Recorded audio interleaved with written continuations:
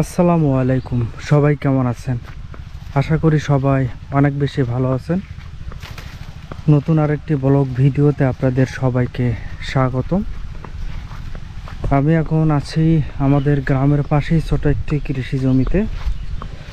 শশার গাছগুলো মরে গেলেও এখনও গাছে শশা ঝুলে আছে, তবে শশাগুলো নষ্ট হয়ে গেছে।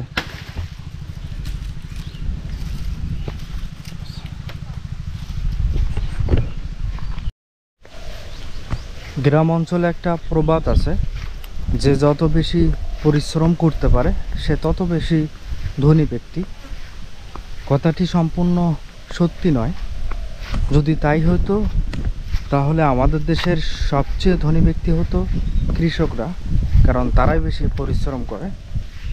কিন্তু তারা মানবতার জীবনযাপন করছে। টাকার অভাবে তাদের নিজেদের চিকিৎসা করাতে পারে না সঠিক সময়, তাদের ছেলে মেয়েদের ভালো স্কুল কলেজে ভর্তি করাতে পারেন না। এটা খুবই দুঃখজনক একটি বিষয়। তাই আমি আপনাদের বলবো, আদিম যুগের কৃষিকাজ ছেড়ে আধুনিক যুগের প্রযুক্তিতে কৃষিকাজ করলে হয়তো আপনারা তাড়াতাড়ি স্বাবলম্বী হতে পারবে। যদি আমার এই ছোট ব্লগটি আপনাদের ভালো লেগে থাকে, অবশ্যই লাইক, কমেন্ট, শেয়ার এবং সাবস্ক্রাইব করতে ভুলবেন না। সবাই ভালো থাকবেন, সুস্থ থাকবেন। আবারও দেখা হবে কোনো এক নতুন ভিডিওতে।